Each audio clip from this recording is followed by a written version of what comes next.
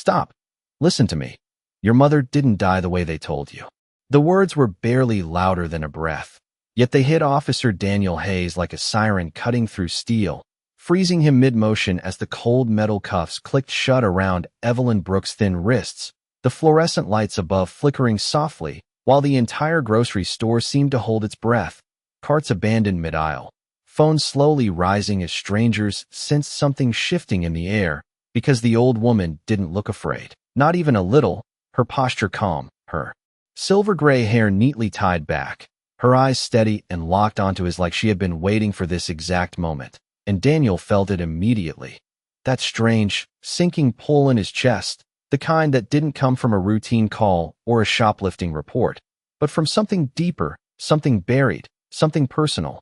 "Ma'am, you need to stay quiet," he said, trying to keep his voice firm, controlled, the way training demanded. But it came out tighter than he expected, thinner, as if the words had to squeeze past something lodged in his throat.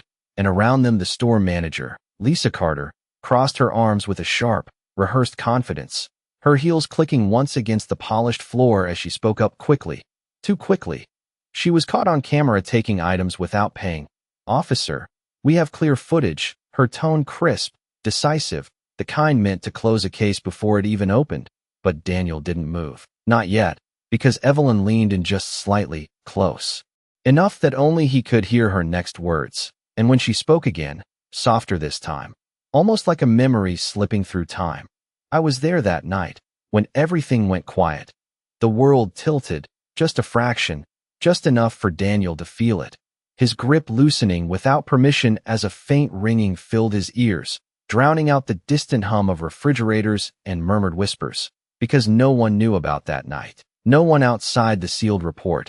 Not the department, not the media, not even the few people who had tried to comfort him afterward. It had been locked away, filed, buried under procedure and silence. Yet here she was, standing in handcuffs in the middle of a grocery store off Maple Avenue, speaking it like truth, like fact, like she had lived it. And Daniel's eyes flicked, just for a second, toward Lisa, and that's when he saw it. Not panic exactly, but something close, something that didn't belong in a routine accusation, a flicker too fast for anyone else to catch, but impossible for him to ignore now.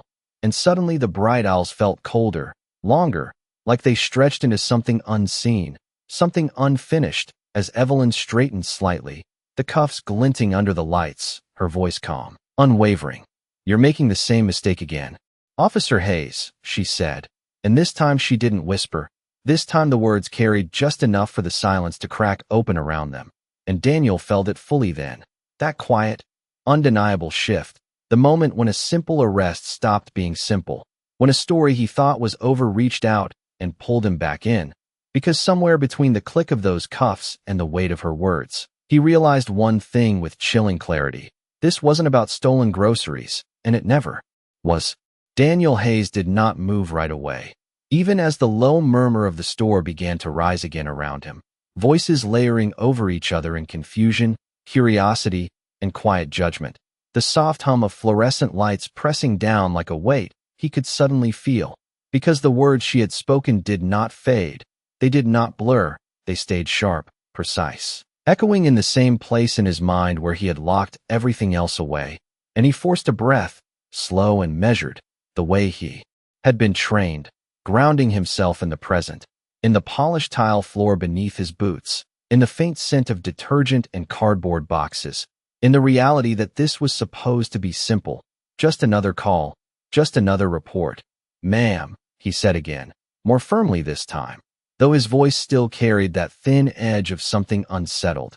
"You are being detained based on a complaint, and anything you say." He stopped, just for a fraction of a second, because the words felt rehearsed now, distant, like they belonged to someone else. Evelyn did not interrupt him. She did not argue. She simply watched him with that same steady gaze, as if she could see the exact moment his certainty had begun to crack, and behind him Lisa shifted her weight, her arms tightening across her chest. "Officer, is there a problem?" she asked, her tone polite but strained, too careful, like she was trying to guide the situation back into something predictable, something controlled. And Daniel turned slightly toward her, his eyes narrowing just enough to study her expression more closely, noticing the way her smile did not quite reach her eyes, the way her fingers pressed into her sleeves, small details he might have ignored minutes ago, but could not ignore now, not after what he had just heard. "You said the footage was clear," he said, his voice level, professional, but no longer automatic. Lisa nodded quickly. "Yes, absolutely. We reviewed it twice." She placed items in her bag and walked past the register. Her answer came fast, almost rehearsed, and Daniel gave a small nod, but his attention drifted, almost involuntarily, to the body camera clipped to his uniform, the small red light blinking steadily, recording everything. And something about that steady blink made his chest tighten again, because suddenly he wondered what it had already captured, what it might be missing, what might not be there at all, and behind that thought, uninvited but impossible to stop, came the memory, not clear, not fully formed, but enough to make his pulse shift. A quiet room, a report that did not quite line up, a detail that had never been explained, and he pushed it down, hard, focusing instead on procedure, on control, on the structure that had always kept things simple. "I need to see the footage myself," he said. Finally, his tone leaving no room for argument. And for a brief moment, just a flicker, Lisa hesitated, barely noticeable, but it was there, and Daniel saw it, felt it, that same subtle shift that had started all of this.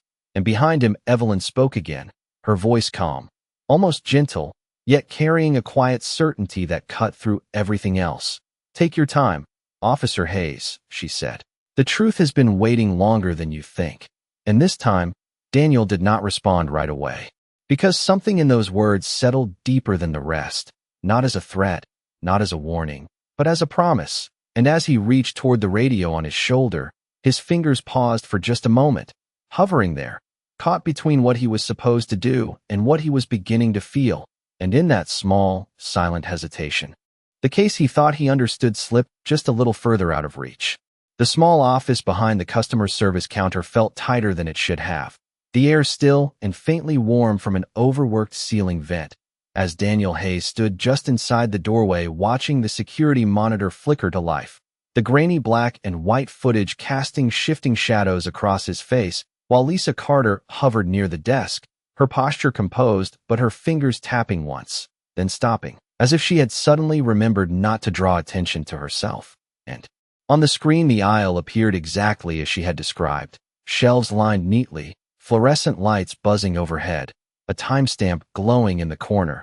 And then Evelyn Brooks entered the frame, slow and steady, her movements deliberate, her small canvas bag resting against her side, and Daniel leaned in slightly, his eyes narrowing, not searching for guilt, but for consistency, for something that felt real, because something inside him had already begun to reject the simplicity of the accusation. And the footage played on, Evelyn pausing near a display, her hand brushing lightly over a row of items, then placing one carefully into her cart, not her bag, her cart, exactly where it should be.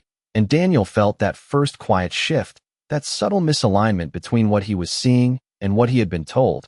And beside him Lisa cleared her throat softly. "If you skip ahead a little, you will see where she takes it," she said, her voice measured, controlled, but Daniel did not move his hand toward the controls right away. Instead, he watched the timestamp, watched the seconds tick forward, each one steady, predictable, until suddenly they were not, because the numbers jumped, not dramatically, not enough for someone distracted to notice, but enough for him. From 2 hours 14 minutes and 8 seconds to 2 hours 14 minutes and 17 seconds, 9 seconds gone, clean, silent, as if they had never existed. And Daniel felt his jaw tighten just slightly, his eyes flicking to Lisa for a brief second before returning to the screen, where Evelyn now appeared closer to the exit, her cart still in front of her, her movements unchanged, and nothing in her posture suggested urgency or concealment or anything that matched the word theft. And the room seemed to grow quieter, the hum of the monitor louder now, pressing into his ears as he reached forward and rewound the footage, slower this time, frame by frame, his fingers steady on the control. And there it was again, the jump, the missing space between moments, the place where something had been removed. And behind him, faint but unmistakable, he heard Evelyn's voice from the other side of the door, calm, patient, as if she already knew what he was seeing. "It is not what they show you, officer," she said, not raising her voice, yet somehow cutting through the walls between them and Daniel. Exhaled slowly, the weight of that realization settling into something heavier now, something undeniable, because this was no longer about a misunderstanding. This was deliberate, precise, constructed, and when he turned his head toward Lisa again, the difference in her expression was no longer subtle. The composure still there, but strained now, stretched thin, like glass under pressure. "There is a gap," Daniel said quietly, his voice low but firm, the kind that did not need volume to carry. "Authority, 9 seconds missing." And for a moment Lisa said nothing, her lips parting slightly before she answered, "That must be a system glitch, it happens sometimes." But the explanation came too quickly, too neatly, and Daniel held her gaze just long enough to let the silence settle between them, heavy and unmoving, before he spoke again. "Systems do not glitch in perfect cuts," and as the words left him, he felt it fully, that final shift from doubt to certainty, not about Evelyn, but about everything surrounding her. And somewhere just beyond the office door, the quiet presence of the woman in handcuffs no longer felt like the center of the problem, but the key to something much larger, something that had already begun to unravel. Daniel Hayes did not look away from Lisa Carter as the silence thickened between them, the soft hum of the monitor now sounding louder than any voice in the store, his hand still resting near the playback controls while the frozen frame of Evelyn Brooks lingered on the screen behind him, calm, unmoving, untouched by the accusation that had brought them here, and for the first time since he stepped into the building, Daniel allowed the weight of authority to shift, not outward, not toward control, but inward, toward truth. "Run it again," he said quietly, his tone no longer requesting but directing, and Lisa hesitated, just long enough for it to be noticed, her eyes flicking toward the door, then back to him. "Officer, I already explained, run it again," he repeated, this time firmer, leaving no space for deflection, and after a brief pause she reached forward, her fingers brushing the keyboard with careful precision, the footage restarting with a soft flicker, the same aisle, the same steady movement. But now Daniel watched differently, not for what was shown, but for what was missing, counting silently as the seconds passed, his eyes narrowing slightly as the timestamp approached the gap.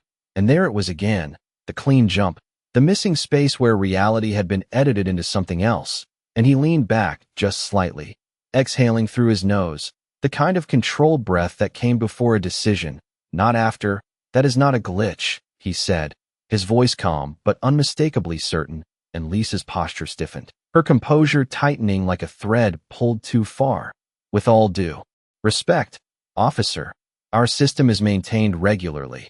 Errors can happen," she replied, but the confidence in her tone no longer matched the tension in her hands, and Daniel turned fully toward her now, stepping away from the screen, closing the small distance between them without raising his voice.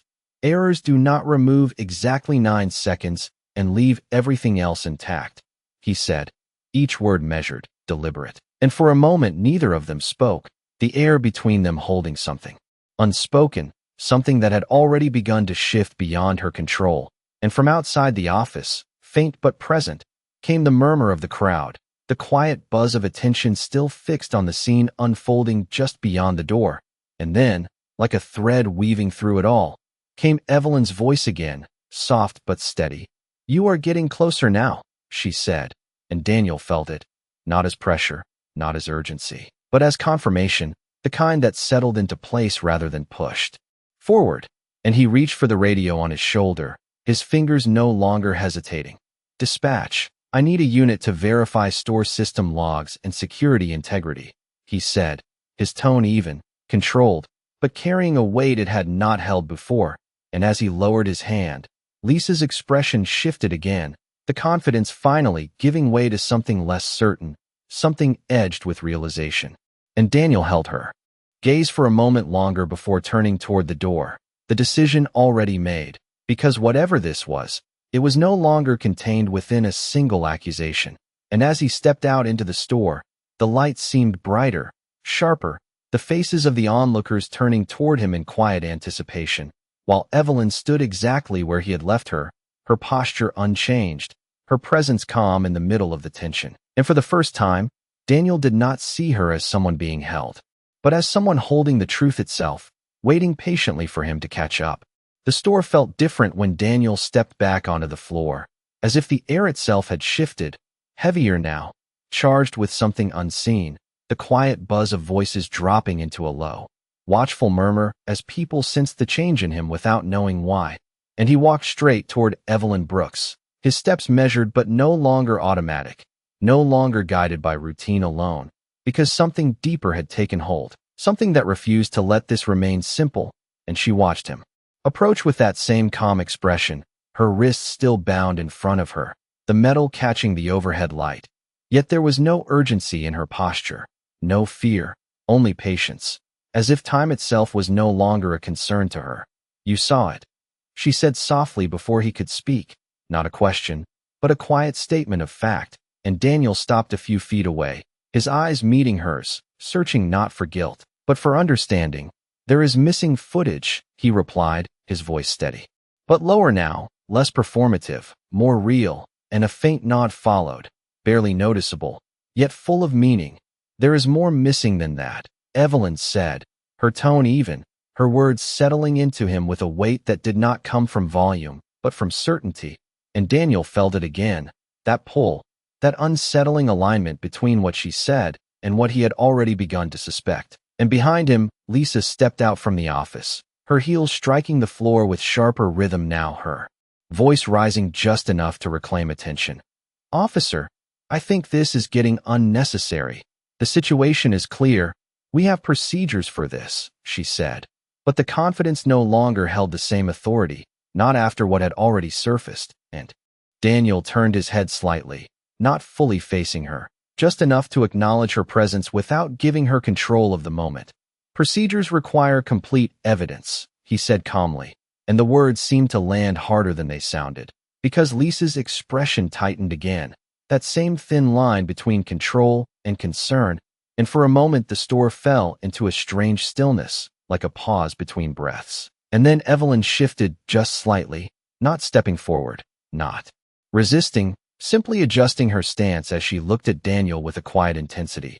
"Do you remember the report?" she asked, her voice softer now, almost reflective, and something in Daniel's chest tightened instantly, his mind resisting before it even fully understood the question. "What report?" he asked, though part of him already knew, already felt the edges of it forming beneath the surface. And Evelyn's gaze did not waver. "The one that did not match the night," she said, and the words struck deeper this time, not as a suggestion, but as a key turning in a lock he had kept sealed for years. And the sound of the store faded again, the distant hum, the quiet whispers, all of it pulling back as something older pushed forward, not fully clear, not yet, but close enough to feel. And Daniel inhaled slowly, the breath deliberate, controlled, yet carrying something heavier now, because this was no longer just about what had been altered on a screen. It was about something altered. Long before that, something he had accepted, filed away, and never questioned again, until now.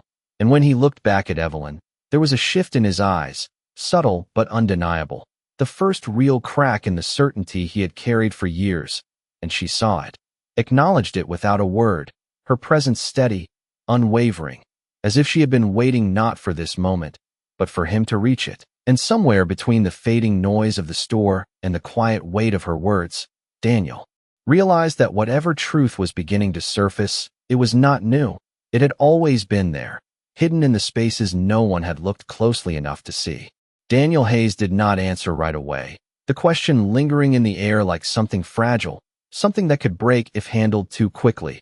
And for a moment he simply stood there, the bright overhead lights casting a steady glow across the polished floor while the world around him continued in muted motion, carts rolling slowly, voices whispering just out of reach, yet none of it felt real anymore, because his mind had already shifted somewhere else, somewhere quieter, somewhere older, and he exhaled slowly, his gaze dropping for just a second before lifting back to Evelyn Brooks.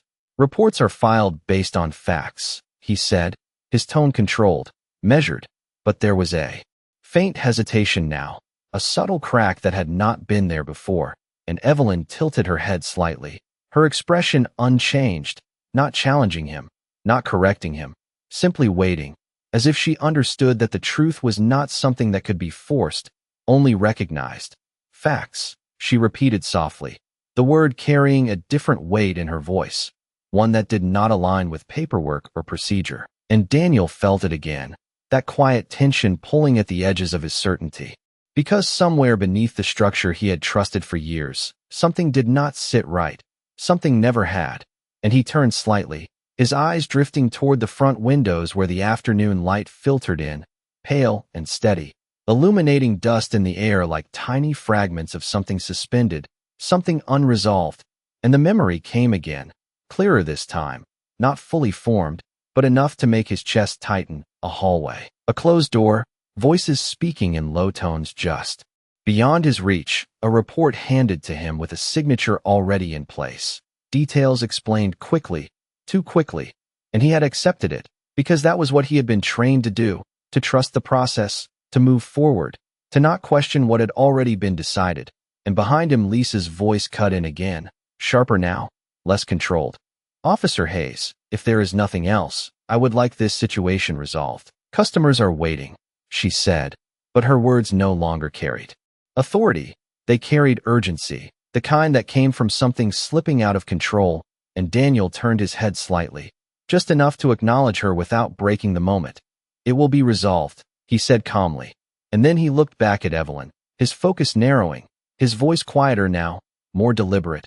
What do you mean the report did not match? He asked, and for the first time, there was no resistance in the question, no attempt to dismiss or deflect, only a need to understand.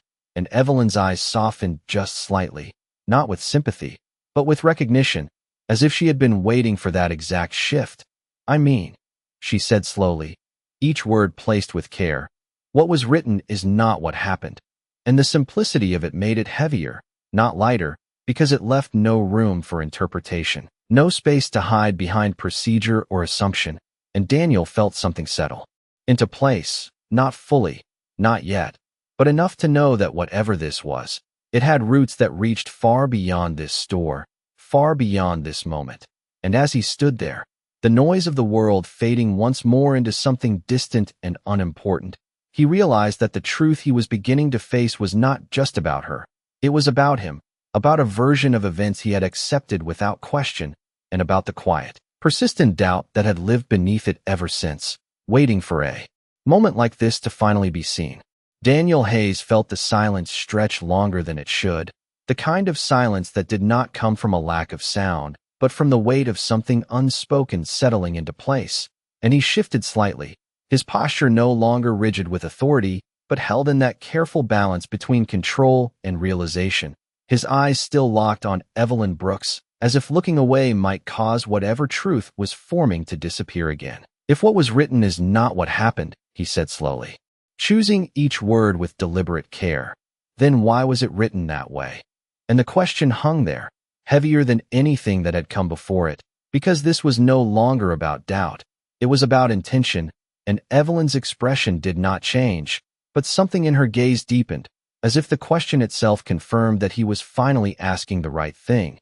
Because it was easier, she replied, her voice calm, steady, without bitterness, and that answer, simple as it was, landed harder than anything else, because it did not accuse, it did not defend, it simply existed, and Daniel felt it settle into the spaces he had never examined, the places where assumptions had quietly replaced truth.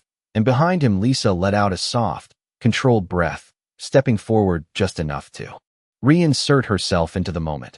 Officer, I do not see how this is relevant to what is happening here, she said, her tone sharper now, less composed, the edges of control beginning to fray. But Daniel did not turn this time, did not shift his focus away from Evelyn, because something in him had already decided that whatever this was, it mattered more than the surface explanation being offered. It is relevant, he said calmly, his voice carrying a quiet authority that did not need to rise. Because the evidence here has already been altered, and those words changed something in the room, subtle but immediate, the murmurs of the crowd lowering again, the attention sharpening, as if everyone could feel that the direction of the moment had shifted, and Evelyn inclined her head slightly, not in agreement, but in acknowledgement, as if she had expected nothing less. "You are starting to see it," she said, and Daniel inhaled slowly, the breath steady, grounding, yet carrying the unmistakable weight of realization, because now the pieces were no longer separate. The missing footage, the hesitation in Lisa's voice, the quiet certainty in Evelyn's words, all of it beginning to align into something clearer, something that could not be ignored. And then, almost without thinking, he asked the question that had been forming beneath everything else, the one he had not allowed himself to consider until now. "How do you know about that report?" And this time there was no hesitation in his voice, no attempt to soften the question, only a direct line to the truth he was beginning to uncover, and Evelyn's eyes held his, steady and unwavering, her answer coming without pause. "Because I was there," she said, and the simplicity of it cut through everything, leaving no room for doubt, no space for dismissal, and for a moment Daniel did not move, did not speak, because something inside him shifted fully then, not a crack, not a fracture, but a break, the kind that changes the shape of everything that comes after. And as the noise of the store faded once more into the background, replaced by the quiet certainty of what was unfolding, he realized that this was no longer about uncovering a mistake. It was about confronting a truth that had been waiting, patiently, for him to be ready to see it. Daniel Hayes did not realize he had stopped breathing until a quiet, uneven inhale pulled him back, the sound barely audible beneath the low murmur of the store, yet it felt louder than anything else, because the words she had just spoken did not echo. They settled, deep and immovable, like something finally locking into place after years of being just out of reach. And he studied her face now, really studied it, not as a suspect, not as a stranger, but as someone connected to a moment he had never fully understood. "That night," he said slowly, the words deliberate, careful, as if speaking too quickly might break the fragile clarity forming in his mind. "You said you were there." And Evelyn gave the smallest nod, her expression unchanged, yet her presence felt different now, no longer simply calm, but grounded, like someone standing on truth that could not be shaken.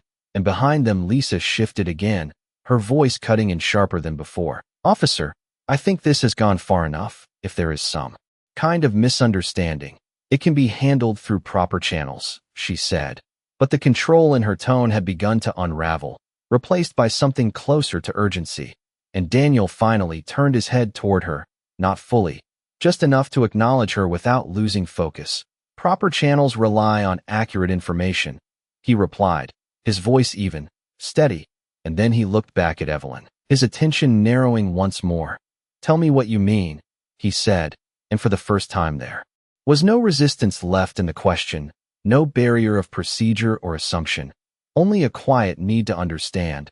And Evelyn took a slow breath, not out of hesitation, but out of care, as if what she was about to say mattered too much to rush. "It was late," she began, her voice soft but clear, each word settling into the space between them. "The lights were different, dimmer than they should have been, and there was a sound, not loud, but wrong, like something out of place." And as she spoke, Daniel felt it, not as a full memory, but as a sensation, something familiar brushing against the edges of his awareness, and his chest tightened slightly, his mind reaching for details he had not allowed himself to revisit. "I remember you," she continued, her gaze steady, standing in the doorway, looking at something you did not understand yet. And that was when it hit him, not fully, not clearly, but enough to shift everything. The outline of a moment, a younger version of himself, uncertain, waiting for someone else to explain what he was seeing, and he swallowed, the motion subtle but heavy, because that was not in the report, that had never been written down, and yet she spoke it like it had just happened. And around them the store seemed to fade again, the voices distant, the movement irrelevant, as if the entire world had narrowed to this single exchange, this single thread of truth being pulled carefully into the light. "There were things missing even then," Evelyn said quietly. "Not just from what you saw, but from what you were told." And Daniel felt something shift deeper this time, something heavier, because the gap was no longer just in a video, it was in his own memory, in the version of events he had carried forward without question. And when he looked at her again, There was no authority left in his expression, only a quiet, growing realization, because whatever had been altered in that store was only the beginning, and the real truth, the one that mattered, had been missing long before he ever walked through those doors. Daniel Hayes felt the memory push further this time. No longer just a distant outline, but something closer, something pressing against the surface with quiet insistence. And he closed his eyes for just a brief moment, not to escape it, but to hold on to it, to keep it from slipping away again. The faint hum of the store dissolving into something far off as the past edged its way forward. And when he opened his eyes, they did not go to the crowd or to Lisa. They stayed on Evelyn Brooks, because now she was no longer just someone speaking about that night. She was part of it, a missing piece he had never known to look for. "You said I was standing in the doorway," he said slowly, his voice lower now, more grounded, as if each word needed to anchor itself in something real. And Evelyn nodded once, her gaze steady. "You were waiting for someone to tell you what to see," she replied, and the words struck deeper than anything else, because they carried not just memory, but meaning. And Daniel felt it, that quiet, uncomfortable recognition, the realization that he had not been searching for truth back then, only for confirmation, and his jaw tightened slightly as the thought settled in, because that was not something written in any report, that was something he had lived and never questioned. And behind him Lisa took a step forward, her voice sharper now, no longer attempting calm. "Officer Hayes, this is completely inappropriate. Whatever she is saying has nothing to do with this situation," she said, but her words felt thinner now, less solid, as if they were losing weight with every passing second. And Daniel did not turn, did not acknowledge her, because something in him had already moved beyond the surface of this moment, beyond the store, beyond the accusation. And he took a slow breath, steadying himself, his eyes never leaving Evelyn's. "What happened after that?" he asked. And the question carried something different now, not authority, not control, but responsibility. And Evelyn watched him carefully, as if measuring the distance he had come, the shift that had taken place within him. And then she spoke, her voice calm, unwavering.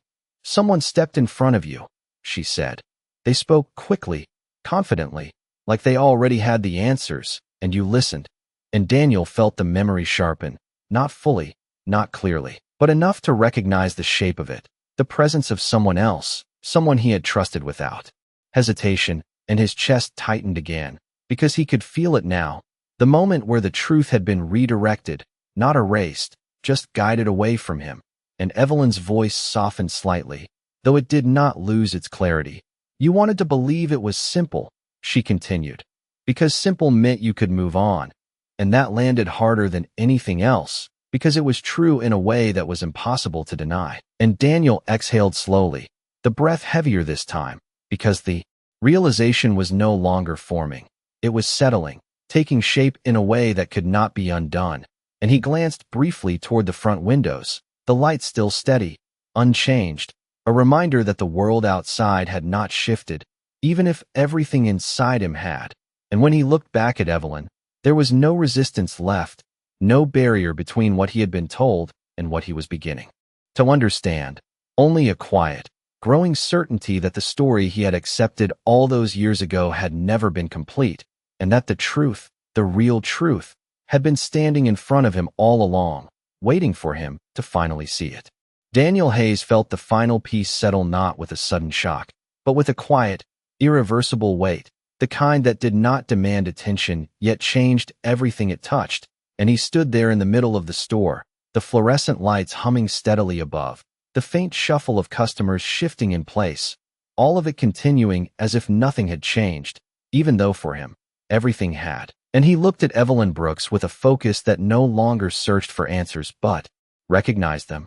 "Someone stepped in front of me," he repeated slowly, the words no longer a question but a realization taking shape. And Evelyn nodded once, her gaze steady. "They made it sound certain," she said, like there was no need to look further.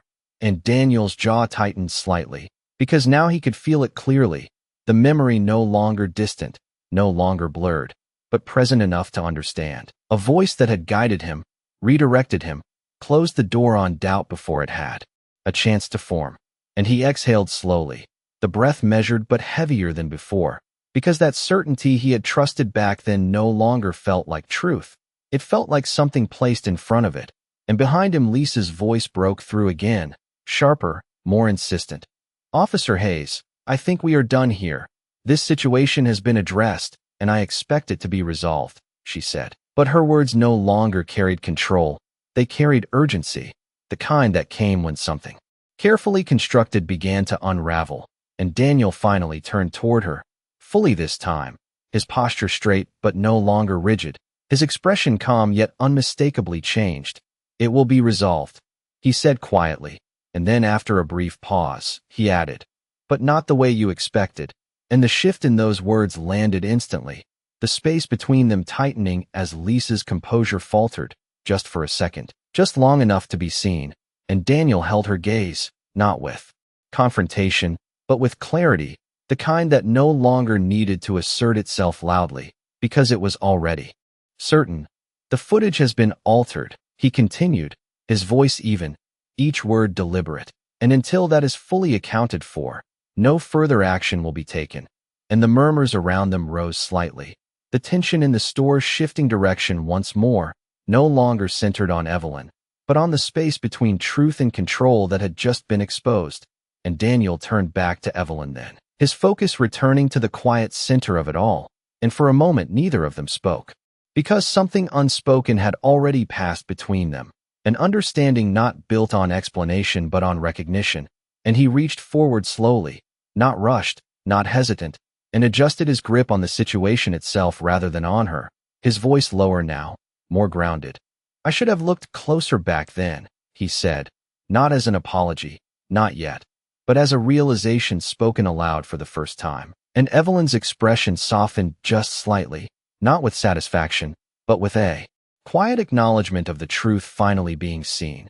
"You are looking now," she replied, and those words settled into him with a weight that felt different, not heavy, but steady, like something that could finally hold. And as Daniel straightened, the world around him returning in fragments, the light, the sound, the presence of others watching, he realized that this moment was no longer about correcting a single mistake. It was about confronting a pattern, a way of seeing that had shaped more than just one report. And for the first time since he had stepped into the store, he was no longer reacting, no longer following, but choosing to pause, to question, to see what had been hidden in plain sight. And as that realization settled fully into place, the case in front of him transformed, no longer a simple accusation, but the beginning of something far deeper, something that had waited years to be uncovered, and now, finally, refused to stay hidden any longer. The shift in the room became undeniable, not loud, not chaotic, but deep, like a current changing direction beneath still water, and Daniel Hayes stood in the center of it, no longer caught between two versions of the truth, but fully aware that one of them had been constructed, shaped, and handed to him years ago without question, and now, standing under the steady hum of fluorescent lights, he could feel the weight of that realization settle into something solid, something that demanded action rather than reflection, and he turned slightly, his gaze moving past Evelyn Brooks for just a moment, scanning the store with a clarity that had not been there before, noticing details he would have once ignored, the way certain employees avoided eye contact, the subtle tension in the space behind the counter, the quiet awareness in the crowd that something had shifted, beyond a simple misunderstanding. And then his focus returned to Evelyn, who stood exactly as she had from the beginning, calm, grounded, her presence unchanged despite everything unfolding around her. And Daniel took a slow breath, steadying himself, before speaking, his voice low but firm.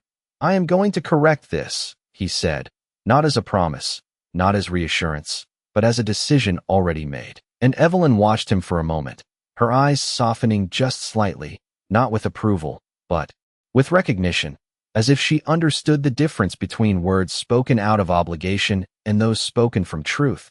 And behind them Lisa Carter stepped forward again, her composure now visibly strained, her voice tighter, sharper. "Officer Hayes, I strongly advise you to proceed with standard protocol.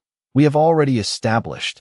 "No," Daniel said, cutting in quietly but decisively, the single word carrying more weight than anything he had said before, and the room seemed to still for fraction of a second, the interruption unexpected not because of its volume, but because of its certainty, and Daniel turned fully toward Lisa now, his posture straight, his expression calm but unwavering.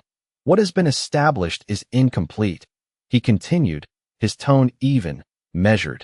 And until it is verified, no one here is being charged with anything. And the words settled into the space with a quiet authority that could not be easily dismissed. And for the first time, Lisa did not immediately respond, her silence stretching just long enough to reveal the fracture beneath her control. And Daniel held her gaze for a moment longer before shifting his attention back to Evelyn, the center of everything that had brought him to this point. And slowly, deliberately, he reached forward, his hands steady, not rushed, not hesitant, and adjusted the cuffs at her wrists, not removing them yet, but loosening the tension just enough to acknowledge the change that had already taken place. And his voice softened slightly as he spoke again. "You should not have been treated like this," he said. And the words were simple, but they carried something deeper now, something real. And Evelyn met his gaze without hesitation, her expression calm, her voice gentle yet certain. "You are seeing it now," she replied, and that quiet affirmation settled into him more deeply than any instruction ever had, because it was not about being right, it was about being willing to look again. And as Daniel straightened, the world around him began to come back into focus, the sound of distant sirens approaching, the murmur of voices rising slightly, the presence of others stepping closer, drawn to the shift they could feel even if they did not fully understand it. And in that moment, Daniel realized that what had started as a routine call had become something far more significant, not just for Evelyn, not just for the situation unfolding in front of him, but for himself, for the way he would move forward from this point on, because the truth, once seen, could not be unseen, and the responsibility that came with it could no longer be ignored. The distant sound of approaching sirens grew clearer now, not urgent, not chaotic, but steady, a reminder that the moment unfolding inside the store was no longer contained. And Daniel Hayes stood firmly in place, his posture no longer shaped by routine but by intention, his focus grounded in the reality he had finally chosen to face. And as the low hum of voices shifted around him, he reached forward once more, this time without hesitation, and carefully unlocked the cuffs from Evelyn Brooks' wrists, the soft metallic click echoing louder than expected in the quiet that followed. And for a brief moment, everything seemed to pause, the crowd, the tension, even the air itself, as if acknowledging that something irreversible had just happened. And Evelyn did not pull away, did not react with relief or urgency. She simply lowered her hands gently, her movements calm, deliberate, as if she had known this moment would come all along. And Daniel stepped back slightly, giving her space, not as a gesture of authority, but as one of respect, his voice steady as he spoke. "You are not being detained," he said, the words clear, measured, leaving no room for doubt. And a quiet ripple moved through the store, subtle but unmistakable, as the focus shifted completely, no longer on accusation, but on what had just been undone. And behind him, Lisa Carter's composure finally cracked, her voice rising just enough to break through the tension. "You cannot do that, officer. There are procedures, there are liabilities," she said. But her words no longer carried the same weight, because the authority she had relied on had already begun to dissolve. And Daniel turned toward her slowly, his expression calm but resolute. "Procedures do not override truth," he replied, his tone even, yet firm in a way that left no space for argument. And for a moment Lisa said nothing, her silence revealing more than any response could have. And Daniel held her gaze just long enough before shifting his attention back to Evelyn, who now stood freely, her presence unchanged, grounded, steady, as if the removal of the cuffs had not altered her position, but simply revealed what had always been true. And there was a quiet exchange between them then, not spoken, not explained, but understood, the kind of understanding that does not require words. And Daniel inhaled slowly, the breath steady, carrying with it the weight of what he was about to do next, because this moment was not an ending, it was a beginning. And he reached for his radio once more, his voice calm, controlled, but carrying a new clarity. "Dispatch, I need full review on a prior case file. I will provide details shortly," he said, and as he lowered his hand, the significance of that request settled into the space around him.